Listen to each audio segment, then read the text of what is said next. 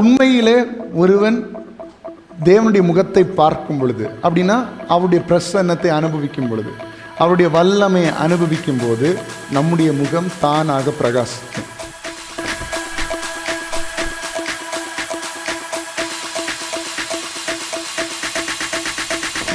நான் இயேசுவை பார்க்கிறேன், இயேசுடைய பிரகாசம் என் மேல் வீசுகிறது, என் மேல் வீசின பிரகாசத்தை நான் பெற்றுக்கொண்டு இந்த உலகத்தில் நான் வெளிச்சம் காண்பிக்கிறேன்.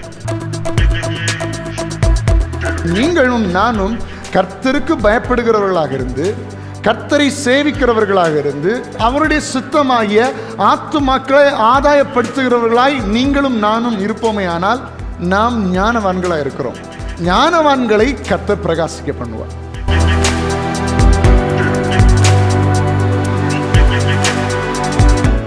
ரோமர் 8ஆம் அதிகாரம் 32ஆம் வசனம், 2 ராஜாக்கள் 3:17. எல்லாரும் எடுத்து எல்லாரும் சேர்ந்து நம்ம சத்தமாக வாசிக்கலாம். தம்முடைய சொந்த குமாரன் என்றும் பாராமல் நம் எல்லாருக்காகவும் அவரை ஒப்பு கொடுத்தவர் அவருடைய கூட மற்ற எல்லாவற்றையும் நமக்கு அருளாதிருப்பது எப்படி? நீங்கள் காற்றையும் காண மாட்டீர்கள், மழையும் காண மாட்டீர்கள், ஆனாலும் நீங்களும் உங்கள் ஆடு மாடுகளும் உங்கள் மிருக ஜீவன்களும் குடிக்கும்படிக்கு இந்த பள்ளத்தாக்கு தண்ணீரால் நிரப்பப்படும் என்று கர்த்தர் சொல்லுகிறார். ஹல்லேலூயா. அப்போ இப்படிப்பட்ட தேவன், தன்னுடைய சொந்த குமாரனை தந்த தேவன் நமக்கு எல்லாவற்றையும் அருளுவார், எல்லாவற்றையும் நமக்கு செய்வார் என்று சொன்னால், இன்றைக்கு நம்ம தியானிக்க போகிற தலைப்பு நம்மை பிரகாசிக்க வைப்பார். எல்லாரும் சொல்லுங்க, பிரகாசிக்க வைப்பார். இந்த உலகத்தில் பிரகாசம் என்று சொல்லும் பொழுது அது நம்முடைய வாழ்க்கையின் வெற்றியை ஒன்று குறிக்கிறது, ரெண்டாவது நம்முடைய குணங்களையும் அது குறிக்கிறது. நம்ம உலக பிரகாரமாக நீங்கள் வெற்றிகரமாக வாழுகிறீர்கள் என்றால் உங்களை பார்த்து சொல்லுவாங்க, அவன் நல்லா ஷைன் பண்ணுறான் அப்படின்னு சொல்லுவாங்க. அப்படி தானே? என்ன சொல்லுவாங்க? அவன் நல்லா ஷைன் பண்ணுறான், நல்லா பிரகாசிக்கிறான் அப்படின்னு சொல்லுவாங்க. அப்படின்னு அதனுடைய அர்த்தம், அவன் வாழ்க்கையில் மனுஷனுடைய பார்வையில் ஒரு வெற்றிகரமான ஒரு தன்மையில் வந்துட்டான். நல்ல கஷ்டப்பட்டுட்டு இருந்தாங்க, இப்போ அவங்களுக்கு நல்ல வேலை கிடைச்சிது, இப்போ அவங்க சூப்பராக இருக்காங்க, பிரகாசிக்கிறார்கள். இது உலக மனுஷனுடைய பார்வையில். இன்னும் நம்ம சொல்ல போனால் நம்முடைய உள்ளங்களிலே, நம்முடைய குணங்களிலே ஒரு மாற்றம், கேரக்டர், ஆண்டவர் பார்க்கிற இடமாகிய அந்த இருதயத்தில் நம்ம செயல்படுகிற காரியங்கள், எண்ணங்களை வைத்து நம்ம செயல்படுகிற காரியங்களில், குணங்களில் மாற்றம் வரும் பொழுது அதுவும் தேவன் விரும்புகிற ஒரு பிரகாசம் என்பதை நாம் புரிந்து கொள்ள வேண்டும். அப்படி என்றால் நாம் உலக பிரகாரமாக வாழும்போதும் அதில் பிரகாசிக்க பண்ணப்படுவோம், நம்முடைய குணங்களிலும் பிரகாசிக்க பண்ணப்படுவோம், ஆவிக்குரிய வாழ்க்கையிலும் நம்ம பிரகாசிக்க பண்ணப்படுவோம். இந்த 3 இடங்களிலும் தேவன் நம்முடைய வாழ்க்கையில் கிரியை செய்கிறவராக இருக்கிறார். தேவன் என்பவர் ஏதோ உலக பிரகாரமான காரியங்களில் மட்டும் கிரியை செய்கிறவர் அல்ல, ஏதோ நம்முடைய குணங்களில் மட்டும் கிரியை செய்கிறவர் அல்ல. அநேகம் பேர் நினைக்கிற காரியம் ஆவிக்குரிய வாழ்க்கையில் மட்டும்தான் தேவன் கிரியை செய்வார், மீதி எல்லாம் அவருக்கு பிரச்சனையே இல்லை, பொருட்டு இல்லை அப்படின்னு நம்ம அநேகம் பேர் நினைக்கிறோம். ஆனால் அப்படி இல்லை. ஆவிக்குரிய வாழ்க்கையிலும் எவ்வளோ தூரத்திற்கு அவருக்கு அதிகாரம் இருக்கிறதோ அதே போல நம்முடைய சரீர பிரகாரமான வாழ்க்கையிலும் தேவனுக்கு அதிகாரம் இருக்கிறது. ஆவிக்குரிய பிரகாரமாக நம்முடைய ஜபத்தை தேவன் எவ்வளோ விரும்புகிறாரோ, நம்முடைய ஆவிக்குரிய வாழ்க்கையின் வளர்ச்சியை எவ்வளோ விரும்புகிறாரோ அதே போல உலக பிரகாரமாகவும் நீங்கள் வாழ்ந்திருக்க வேண்டும் என்று கர்த்தர் விரும்புகிறார். எனவே தான் வேதவசனம் சொல்லுகிறது, கர்த்தரை நம்புகிறவனோ செழிப்பான். இருதயத்தில் மாத்திரமல்ல, ஆவிக்குரிய வாழ்க்கையில் மாத்திரமல்ல, உலக பிரகாரமான வாழ்க்கையிலும் அவன் செழித்திருப்பான். அப்போ பிரகாசிக்க பண்ண வைக்கிற தேவன், இன்றைக்கு நாம் அவரை நோக்கி பார்ப்போமே ஆனால், அவரை நம்முடைய இருதயத்தில் ஏற்றுக்கொள்வோமே ஆனால் நம்முடைய வாழ்க்கையும் கர்த்தர் பிரகாசிக்க பண்ணுவார், உங்களுடைய முகத்தையும் அவர் பிரகாசிக்க பண்ணுவார். ஹல்லேலூயா. அப்போ ஒன்று நம்ம புரிந்து கொள்ள வேண்டும், இந்த பிரகாசிக்க வைக்கிற அந்த அனுபவம் மனுஷனிடத்தில் கிடையவே கிடையாது. மனுஷனிடத்தில் கிடையவே, அது தேவன் மட்டும்தான் பிரகாசிக்க வைக்க முடியும். உங்களுடைய முகம் பிரகாசிக்க வேண்டும் என்றால், நான் நினைப்பேன், நாங்கள் மேக்கப் போட்டால் பிரகாசமாகிடுவோம். பிரகாசமாக மாட்டீங்க, வெள்ளை ஆக்கலாம், அப்படிதானே? நல்ல பாரி தேய்ச்சி என்ன செய்யலாம், வெள்ளை ஆக்கலாம். ஆனால் பிரகாசம் அடைய வைக்க முடியாது. பிரகாசம் என்பது ஒரு பொருளினால் உண்டாகிறது அல்ல, அது தேவன் கிரியை செய்கிறதுனால் உண்டாகிறது. எத்தனை பேர் இன்னைக்கு அதை வாஞ்சிக்கிறீங்க? ஹல்லேலூயா. நம்ம எத்தனை பேர் ரொம்ப அழகாக ட்ரெஸ் பண்ணுவாங்க, நல்ல தங்களை தாங்களே பராமரித்து நல்ல மேக்கப்லாம் போட்டு வரும், ஆனால் முகத்தை பார்க்கும்போது அப்படி சொங்கி மாதிரி இருக்கும். என்னென்னா அவங்களுக்கு அவங்க நினைக்கிற பிரகாசத்தை அவங்களால கொண்டு வர முடியுது, ஆனால் தேவன் தருகிற பிரகாசத்தை கொண்டு வர முடியல. இன்னைக்கு நம்ம எப்படி தான் நம்ம முயற்சி பண்ணாலும் அங்கே கர்த்தர் வெளிப்படும் பொழுது நம்முடைய முகங்கள் பிரகாசிக்கும். ஹல்லேலூயா. அந்த பிரகாசம் தான் முதல் முக்கியம், ப்ரையாரிட்டி. அப்புறம் தான் மீதி எல்லாம். கரெக்ட் தானே? ஃபஸ்ட்டு பிரகாசம் யாருக்குள்ளது வேணும்? கர்த்தர் தருகிற பிரகாசம் தான் முதல்ல வரணும். அதுக்கப்புறம் தான் சரீர பிரகாரமான பிரகாசம்.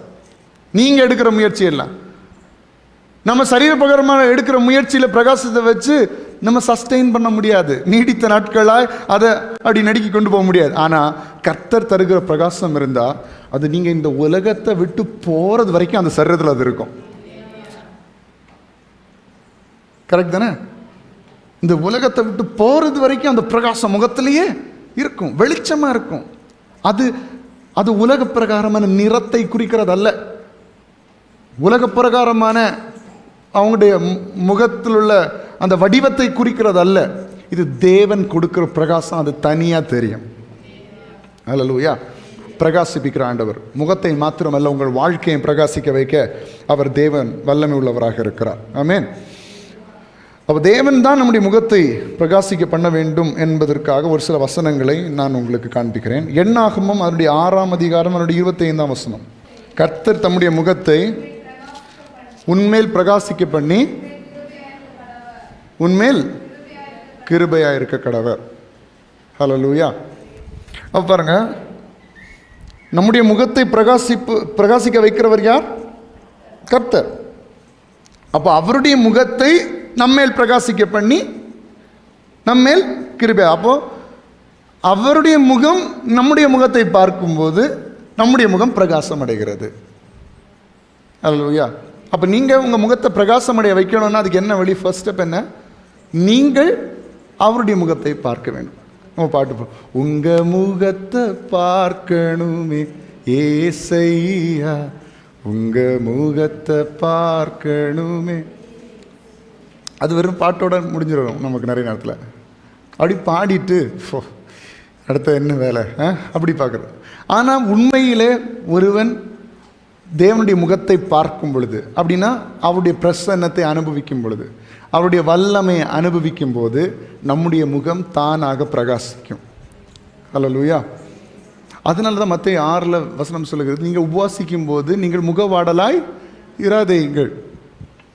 அப்படின்னா நீங்கள் உபவாசிச்சிங்கன்னா அதனுடைய விளைவே உங்கள் முகம் பிரகாசிக்குமா? அதனுடைய விளைவே பிரகாசிக்கும், உங்கள் முகம் பிரகாசிக்கும். சங்கீதம் 31:16, நீர் உமது முகத்தை உமது ஊழியக்காரர் மேல் பிரகாசிக்க பண்ணி உமது கிருபையினாலே என்னை ரட்சியும். அப்போது யார் பிரகாசிக்க பண்ணுறது? தேவன். தேவன் நம்முடைய முகத்தை பிரகாசிக்க பண்ணுகிறார். அடுத்தது 34:5 அவர்கள் அவரை நோக்கி பார்த்து பிரகாசமடைந்தார்கள், அவர்கள் முகங்கள். அப்போது ஒரு மனுஷனுடைய வாழ்க்கை பிரகாசிக்கணும்னா, அது ஒரு ஜொலிக்க வேண்டும் என்றால் அது கர்த்தரை நோக்கி பார்க்கிற ஜனங்களுடைய வாழ்க்கையில் மட்டும்தான் அது இருக்கும். அப்போ அது ஒரு கிறிஸ்தவ வாழ்க்கையில் அது ஒரு மேஜரான திங். ஏன்னா நம்ம ஆண்டவரை ஆராதிக்கிறோம் சேவிக்கிறோம்னு சொல்லி நம்ம முகத்தில் கர்த்தருடைய பிரகாசம் இல்லைன்னா யோசிச்சு பாருங்க. கரெக்டா? பிரகாசம் இல்லைன்னா அப்போ இந்த வசனத்தின்படி அர்த்தம் என்ன சொல்லுங்க பார்க்கலாம். இப்போ வசனம் சொல்லுகிறது, அவர்கள் அவரை நோக்கி பார்த்து பிரகாசம் அடைந்தார்கள். அப்போ பிரகாசம் இல்லைன்னா அதனுடைய அர்த்தம் என்ன? நான் இன்னும் அவரை நோக்கி பார்க்கவில்லை. இப்போ நான் இன்னைக்கு சொல்லுகிறேன், இன்னைக்கு இந்த இருளடைந்த முகங்கள் எல்லாம் இன்னைக்கு பிரகாசம் ஆகும். நம்முடைய முகத்தில் கர்த்தருடைய வெளிச்சம் வீசும். அதான் உன்னை பார்க்கிறவர்கள் கர்த்தரை பார்ப்பார்கள், உன்னை பார்க்கிறவர்கள் தேவனுடைய மகிமையை காண்பார்கள். அதான் அவர்கள் அவரை நோக்கி பார்த்து பிரகாசம் அடைந்தார்கள். அப்போ இந்த பிரகாசம் என்பது நம்மில் உருவாகிற காரியம் அல்ல. சரிங்களா? இந்த பிரகாசம் என்பது நம்மில் உருவாகிற காரியம் அல்ல, இது நாம் பிரதிபலிக்கிற ஒரு காரியம். எல்லாம் சொல்லுங்க, நான் உருவாக்குற வெளிச்சம் இல்லை, நான் உருவாக்குகிற பிரகாசம் அல்ல, நான் பிரதிபலிக்கிற ஒரு பிரகாசம். அப்படின்னா என்ன? நான் இயேசுவை பார்க்கிறேன், இயேசுடைய பிரகாசம் என் மேல் வீசுகிறது, என் மேல் வீசின பிரகாசத்தை நான் பெற்றுக்கொண்டு இந்த உலகத்தில் நான் வெளிச்சம் காண்பிக்கிறேன்.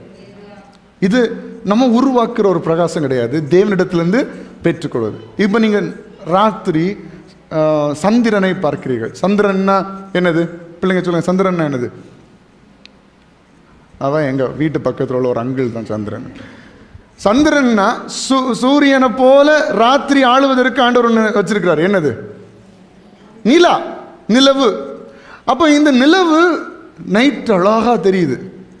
தெரியுதா உங்களுக்கு? அழகாக தெரியுதா? எத்தனை பேர் நிலாவை ரசிச்சிருக்கிறீங்க? நிலான்னு சொன்னால் ரசிச்சுன்னா வேறு. வானத்தில் இருக்கிற நிலவை எத்தனை பேர் ரசிச்சிருக்கிறீங்க? அழகா சின்ன பிள்ளைகளை ஊட்டும் போது கூட எப்படி ஊட்டுவீங்க? அங்கே பாரு, நிலாவை பாரு. அதை இப்போ கொக்கோ மில்லன் ஒன்று இருக்கான், கொக்கோ மில்லன் ஒன்று போட்டு அதை போட்டு தான் இப்போ சோறு ஊட்டுறது. நிலாவை எல்லாம் காட்டுறது இல்லை யாருக்கும். சரியா? அப்போது நிலவு வந்து அவ்வளோ அழகாக இருக்குது. சில நேரங்களில் அது முழு நிலாவும் நம்முடைய கண்களுக்கு தெரிகிறது. முழு நிலாவும் கண்களுக்கு தெரியும் போது அது மிகவும் அழகாக இருக்குது. அதில் ஒரு வெளிச்சம் வருது, அப்படி தானே? அதுலேருந்து ஒரு வெளிச்சம் வருது.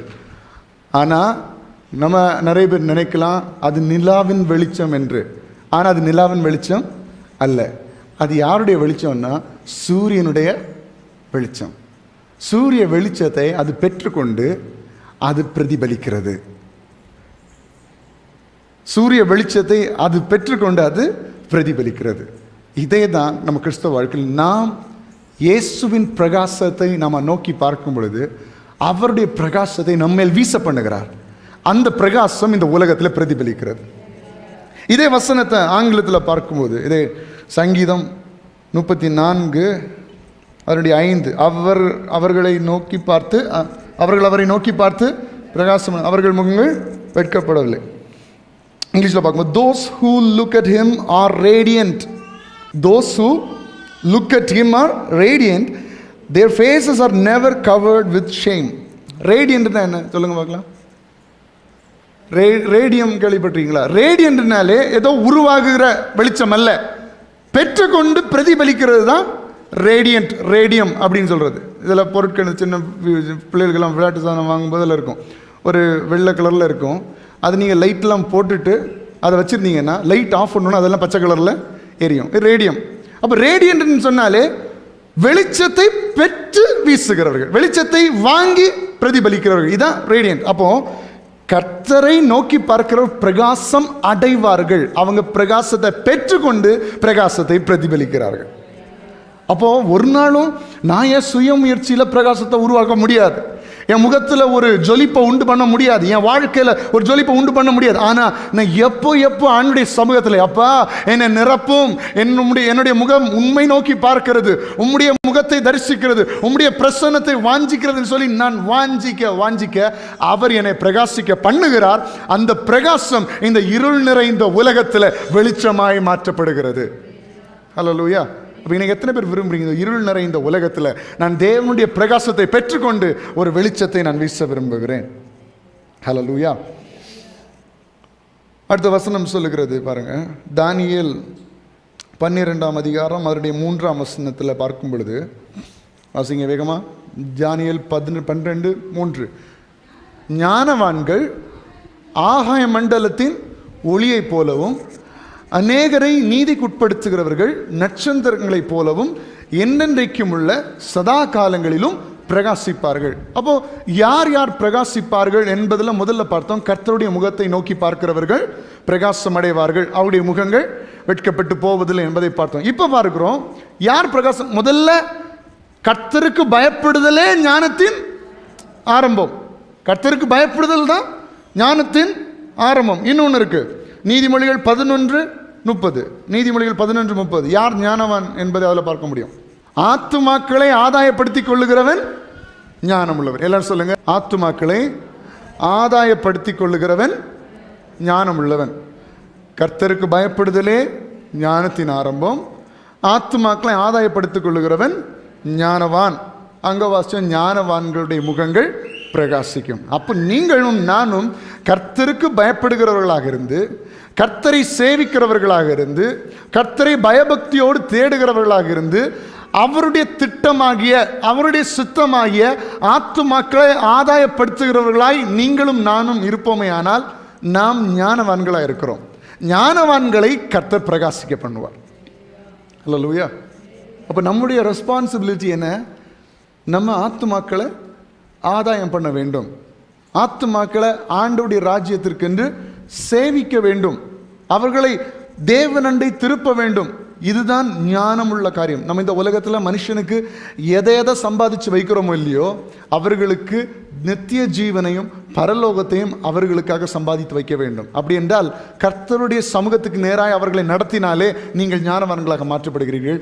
ஞானவான்கள் பிரகாசிப்பார்கள். ஒருமுறை கூட வாசிங்க, ஞானவான்கள் ஆகாய மண்டலத்தின் ஒளியைப் போலவும் அநேகரை நீதிக்கு உட்படுத்துகிறவர்கள் நட்சத்திரங்களைப் போலவும் என்றென்றைக்கும் உள்ள சதா காலங்களிலும் பிரகாசிப்பார்கள். ஹல்லேலூயா. அப்போ அவர்கள் வாழ்ந்திருப்பார்கள், செழித்திருப்பார்கள், கர்த்தருடைய பார்வையில் உயர்ந்திருப்பார்கள், கர்த்தருடைய ராஜ்யத்திலும் அவர்கள் உயர்ந்திருப்பார்கள் என்பதே அவனுடைய அர்த்தமாக இருக்கிறது. இப்போ அடுத்த ஒரு காரியத்தை நம்ம பார்க்க போகிறோம். மத்தேயு 5ஆம் அதிகாரம் 14, 15, 16. நம்ம பிரகாசிப்பதற்கு இன்னொரு வழியை நம்ம அதில் பார்க்க முடிகிறது. நீங்கள் உலகத்திற்கு வெளிச்சமாக இருக்கிறீர்கள். மலையின் மேல் இருக்கிற பட்டணம் மறைந்திருக்க மாட்டாது. விளக்கை கொளுத்தி விளக்கு தண்டின் மேல் வைப்பார்கள், அப்பொழுது அது யாவருக்கும் வெளிச்சம் கொடுக்கும். இவ்விதமாய் மனுஷர் உங்கள் நற்கிரியைகளை கண்டு பரலோகத்தில் இருக்கிற உங்கள் பிதாவை மகிமைப்படுத்தும்படி உங்கள் வெளிச்சம் அவர்கள் முன் பிரகாசிக்க கடவுள். அப்போ இது எந்த வெளிச்சத்தை பற்றி சொல்லுது? உங்களுடைய நல்ல கிரியைகள், நற்கிரியைகள் என்கிற பிரகாசம். முதல்ல பார்த்தோம், கர்த்தருடைய முகத்தை நோக்கி பார்க்கிறவர்கள் பிரகாசம் அடைவார்கள் என்று பார்த்தோம். அடுத்தது பார்த்தோம், ஆத்துமாக்களை ஆதாயம் பண்ணுகிறவர்கள், அதாவது ஞானவான்கள் பிரகாசிப்பார்கள் என்று பார்ப்போம். இப்போ பிரகாசம் எந்த இடத்துல செயல்பட வேண்டும் என்றால், உலகத்தில் மாத்திரமல்ல, நம்முடைய நற்கிரியைகளிலும் அந்த பிரகாசம் வெளிப்பட வேண்டும். சரியா? நீங்கள் உலகத்துக்கு வெளிச்சமாக இருக்கு அப்படின்னா நீங்கள் தேவனை பிரதிபலிக்கிறீர்கள். யாரை பிரதிபலிக்கிறீங்க? தேவனுடைய பிரகாசத்தை நீங்கள் உலகத்தில். அப்போ உங்களை பார்க்கிறவங்க யாரை ஜட்ஜ் பண்ணுவாங்க? யாரை ஜட்ஜ் பண்ணுவாங்க? ஒரு பிள்ளையை பார்த்தா தானே அந்த பிள்ளையை எப்படி வளர்த்திருக்கிறாங்கன்னு தெரியும். கரெக்ட் தானே? உலகத்தில் அப்போ இந்த பிள்ளையை நல்லா வளர்த்திருக்காங்க அப்படின்னா அந்த பெற்றோர் சூப்பராக வளர்த்திருக்கிறாங்கன்னு அர்த்தம். அப்போ நீங்கள் உலகத்துக்கு வெளிச்சமாக இருக்கிறீர்கள், உலகத்துக்கு உப்பாக இருக்கிறீர்கள் அப்படின்றால் நீங்கள் யாரை பிரதிபலிக்கிறீங்க? இயேசுவை பிரதிபலிக்கிறீங்க. அதனால உங்கள் நற்கிரியைகளை தான் ஆண்டவர் ஒரு வெளிச்சமாக பார்க்கிறார். ஏன்னா நீங்கள் வெளிப்படுத்துகிற ஒவ்வொரு கிரியை யாரை வெளிப்படுத்தணும்? இயேசுவை வெளிப்படுத்தணும். அவருடைய குணத்தை நீங்கள் வெளிப்படுத்துகிறவர்களாக இருக்க வேண்டும். அதான் வேதம் சொல்லுகிறது, இவ்விதமாய் மனுஷர் உங்கள் நற்கிரியைகளை கண்டு, உங்களுடைய நற்கிரியைகளை கண்டு பரலோகத்தில் இருக்கிற பிதாவை மகிமைப்படுத்துவார்களாம். ஹலோ, எப்படிப்பட்ட வசனம் பாருங்க. உங்கள் நற்கிரியைகளை பார்த்து எல்லாம் சொல்லுங்கள், ஏன் நற்கிரியைகளை பார்த்து சொல்லுங்கள் எல்லாம் சொல்லுங்கள், என்னுடைய நற்கிரியைகளை பார்த்து பரலோகத்தில் இருக்கிற பிதாவை மற்ற ஜனங்கள் மகிமைப்படுத்துவார்களாம். அப்படின்னா அது எவ்வளோ பெரிய முக்கியமான ஒரு காரியம் பாருங்கள். இன்றைக்கி நீங்கள் சொல்லுங்கள், யோசிச்சு பாருங்கள், ஏன் நற்கிரியைகளை பார்த்து என் வீட்டில் இருக்கிறவங்க ஆண்டவர் மகிமைப்படுத்த முடியுமா? பிள்ளைகளெல்லாம் நீங்கள் கேட்கணும், விளையாடிட்டு இருக்கிறது இல்லை, என்ன கேட்கணும்? ஏன் நற்கிரியைகளை பார்த்து என் அப்பா அம்மா ஏசப்பாக்கு தேங்க்ஸ் பண்ணுவாங்களா? ஐயோ ஆண்டவர், இந்த பிள்ளை இப்படி பண்ணுது, இந்த வயசுலேயே இது இவ்வளவு பண்ணுதே, இவன் எல்லாம் கொஞ்சம் வளர்ந்தா என்ன ஆவான் அப்படி நினைக்கிறாங்களா? இல்லை உங்கள் கிரியைகளை பார்த்து ஏசப்பாவை தேங்க்ஸ் பண்ணுறாங்களா? எல்லாரும் யோசிக்கலாம், எல்லா பிள்ளைகளும் யோசிக்கலாம். இப்போ தான் எல்லாருக்கும் பைபிளை மும்முரமாக வாசிக்கணும். என்ன மற்ற 5 அதிகாரத்தில் எல்லாம் இப்போ எல்லோரும் என்ன பாருங்கள் சொல்லுங்கள், நான் கேட்குற கேள்வி பதில் சொல்லுங்கள். உங்கள் நற்கிரியைகளை பார்த்து உங்கள் வீட்டில் இருக்கிறவங்க ஆண்டவருக்கு மகிமை செலுத்துகிறாங்களா? அப்படி இல்லைன்னா அப்படிப்பட்ட கிரியை உள்ளவர்களாக நீங்கள் இன்னைக்கு மாறணும். அதுதான் உண்மையான பிரகாசம். உங்கள் நற்கிரிகளை பார்த்து சபையில் இருக்கிற ஜனங்கள் ஆண்டவருக்கு மகிமைகளை செலுத்தணும். உங்களுடைய வீட்டு பக்கத்தில் இருக்கிறவர்கள் உங்களுடைய நற்கிரியைகளை பார்த்து தேவனுக்கு மகிமை செலுத்த வேண்டும். அதுதான் உண்மையான பிரகாசம். ஹல்லேலூயா. அப்போ இதுக்கு நம்முடைய பார்வை சரியாக இருக்க வேண்டும். நம்முடைய பார்வை, யாரை பார்க்குறீங்க? உலகத்தை பார்த்து வெளிச்சத்தை வீசினீங்கன்னா அது நற்கிரியாக இருக்காது, அது துர்க்கிரியராக இருக்கும். ஆனால் தேவனை பார்த்து நீங்கள் வெளிச்சத்தை வீசினீர்கள் அது நற்கிரியைகளாக தான் இருக்கும். அதே மத்தேயு 6ஆம் அதிகாரத்தில் 22-23, கண்ணானது சரீரத்தின் விளக்காக இருக்கிறது. உன் கண் தெளிவாக இருந்தால் உன் சரீரம் முழுவதும், உன் கண் தெளிவாக இருந்தால் உன் சரீரம் முழுவதும் வெளிச்சமாக இருக்கும். உன் கண் கெட்டதாக இருந்தால் உன் சரீரம் முழுவதும் இருளாயிருக்கும். இப்படி உன்னில் உள்ள வெளிச்சம் இருளாயிருந்தால் அவ்விருள் எவ்வளவு அதிகமாக இருக்கும். அப்போ உன் சரீரம், உன் கண் தெளிவாக இருந்ததுன்னா உன் சரீரம் எப்படி இருக்குமா? வெளிச்சமாக இருக்கும். உன் கண் கெட்டதாக இருந்தால் உன் சரீரமும் இருளாக இருக்கும். அப்படின்னா நீங்கள் பார்க்கிற பார்வை, நீங்கள் யாரை தரிசிக்கிறீங்களோ அந்த பார்வை சரியாக இருந்ததுன்னா உங்கள் ஆவிக்குரிய வாழ்க்கை சரி. இப்போ இதில் இன்னொரு மீனிங் இருக்கு. கண்ணை பார்த்து மனுஷனுடைய சரீரத்தை கணக்கு போடுறாங்களா இல்லையா? ஒரு கண்ணை வச்சே இந்த மனுஷனுடைய சரீரம் என்னென்ன வகையில் எப்படி இருக்குது, எப்படி செயல்படுது, என்னென்ன எவ்வளோ வீக்காக இருக்குது அப்படிங்கிறது கண்ணை வச்சு என்ன செஞ்சுருவாங்க? கண்டுபிடிச்சிருவாங்க. எத்தனை பேர் அதை கேள்விப்பட்டிருக்கிறீங்க? நீங்கள் எத்தனை பேர் மீன் வாங்க போயிருக்கிறீங்க ஃபிஷ் மார்க்கெட்டுக்கு? அப்படின்னா இன்றைக்கி ஒரு டெக்னிக் உங்களுக்கு சொல்லித்தரேன்.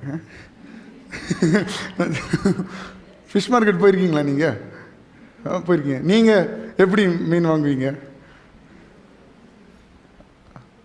நமக்கு இங்கே கன்னியாகுமரி மாவட்டத்தில் மீனுக்கு குறைவே கிடையாது. வேறு இடங்களுக்கெல்லாம் மீன் ரொம்ப கஷ்டமாக. மீன் வாங்கும்போது நீங்கள் எப்படி வாங்குவீங்க? அந்த உட்கார்ந்துருக்கிற அந்த மேடம் வந்து அந்த மீனுக்கு அந்த இதில் எடுத்து இப்படி இலைக்கு காட்டுவாங்க. ரெட் கலரில் இருந்துன்னு சொன்னோன்னா நீங்கள் நம்பி என்ன செஞ்சுட்ருக்கீங்க? வாங்கிட்டு வந்துருக்கீங்க. அதில் பாதி மீன் எப்படி இருக்கும்?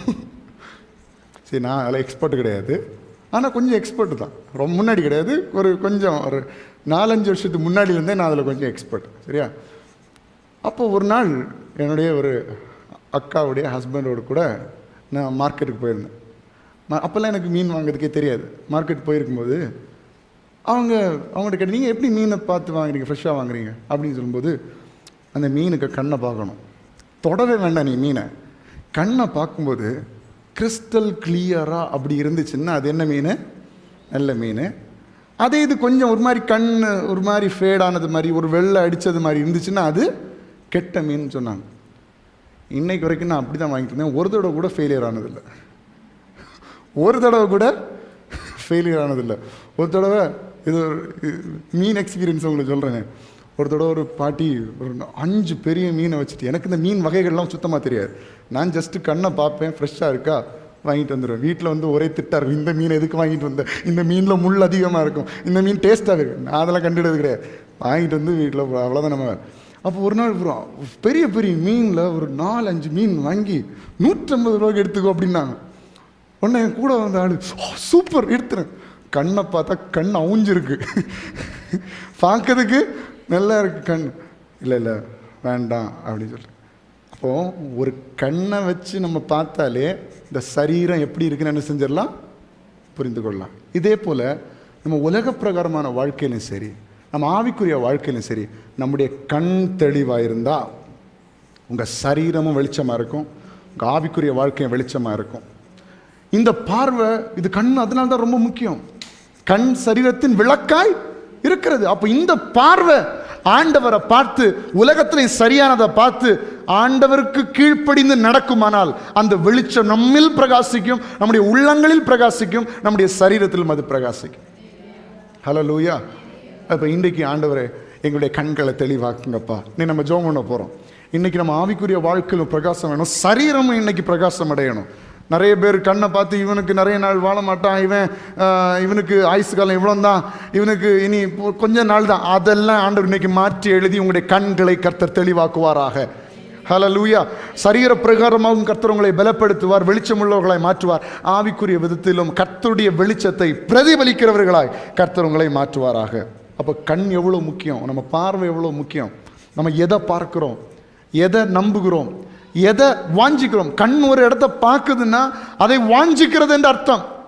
அதை வாஞ்சிக்கிறது, ஒரு நிமிஷம் பார்த்துட்டு திரும்புறது இல்லை, ஆனால் மறுபடியும் மறுபடியும் அதை பார்க்க தோன்றுகிறது என்றால் அதை வாஞ்சிக்கிறது என்று அர்த்தம்.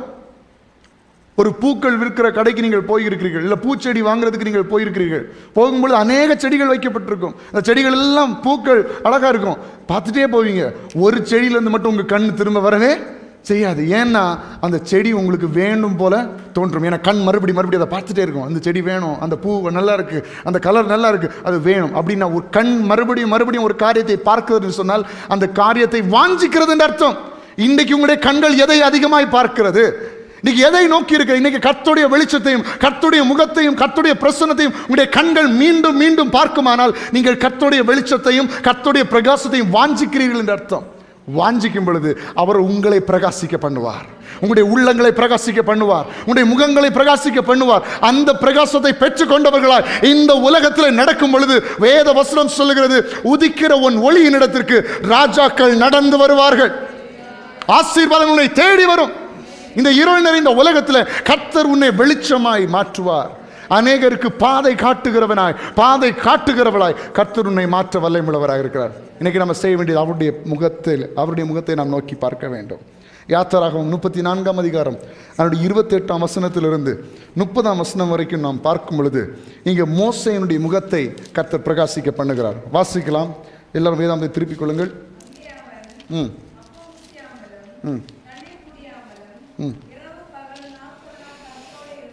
எப்படி இருந்தான் அங்கே? அவன் அப்பம் புசியாமலும் தண்ணீர் குடியாமலும் இரவும் பகலும் 40 நாள் கர்த்தரோடே இருந்தான்.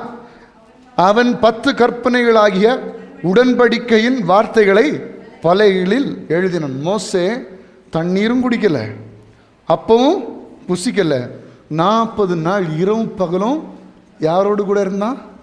கர்த்தரோடு இருந்தான். அல்லேலூயா. அப்போ நாம உபவாசம் எப்படி இருக்கணும்? கர்த்தரோடு இருக்கணும். அப்படி கர்த்தரோடு இருக்கும் பொழுது சில நேரங்களில் தண்ணியும் தேவைப்படாது, சாப்பாடும் தேவைப்படாது, நம்முடைய சரீரம் வீக்காகவே செய்யாது. உங்கள் சரீரம் வீக் ஆகுதுன்னா உபவாசம் இல்லை, நீங்கள் அதுக்கு சாப்பிட்றலாம் பேசாமல். புரியுதுங்களா உங்களுக்கு? ஆண்டவரோடு இணைந்து இருக்கிற ஒரு மனுஷனுக்கு அது தேவைப்படுவதில்லை என்று வேதவசனமே இங்கே குறிப்பிடுகிறது. அவன் அப்பம் புசியாமலும் தண்ணீர் குடியாமலும் இரவும் பகலும் 40 நாள் கர்த்தரோடு இருந்தான். அவன் 10 கற்பனைகளை உடன்படிக்கையின் வார்த்தைகளை பலகையில் எழுதினான். மோசே சாட்சி பலகைகள் 2ஐயும் தன் கையில் பிடித்து கொண்டு சீனாய் மலையிலிருந்து இறங்குகிற போது, எல்லாரும் சேர்ந்து சத்தமாக வாசிங்க, தன்னோடே அவர் பேசினதினாலே தன் முகம் பிரகாசித்திருப்பதை அவன் அறியாதிருந்தான். எல்லாரும் கரங்களை தட்டி ஆண்டவருக்கு மகிமைகளை செலுத்துங்க. கர்த்தருடைய வார்த்தைகளை கேட்டபடினால், கர்த்தரை 40 நாள் இரவும் பகலும் அவரை தரிசித்துக் கொண்டிருந்தபடினால் அவனுடைய முகம் பிரகாசிக்க ஆரம்பித்தது. கர்த்தருடைய பிள்ளைகளே, நான் சொல்லுகிறேன், கர்த்தருடைய நாமத்தினால உங்களுக்கு அறிக்கை செய்கிறேன், உங்களுடைய முகங்கள் பிரகாசிக்கட்டும். நீங்கள் கர்த்தருடைய சமூகத்தில் தரிசிக்கிறபடினால், கர்த்தருடைய முகத்தை பார்க்கிறபடினால், அவருடைய வார்த்தை நீங்கள் கேட்கிறபடினால் உங்களுடைய முகங்கள் பிரகாசிக்க கடவது. மோசே சாட்சி பலகைகள் 2ஐயும் தன் கையில் எடுத்துக்கொண்டு சீனாய் மலையிலிருந்து இறங்குகிற போது தன்னோடே அவர் பேசினதினாலே தன் முகம் பிரகாசித்திருப்பதை அவன் அறியாதிருந்தான். ஆரோனும் இஸ்ரவேல் புத்திரர் எல்லோரும் மோசேயை பார்க்கும்போது அவன் முகம் பிரகாசித்திருப்பதை கண்டு அவன் சமீபத்தில் சேர பயந்தார்கள். ஹல்லேலூயா.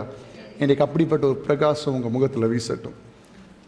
இங்கே கர்த்தருடைய வார்த்தைகளை கேட்கிறபடினால், கர்த்தருடைய பிரசன்னத்தை உணர்கிறபடினால் அவரே நம்மை பிரகாசிப்பாராக.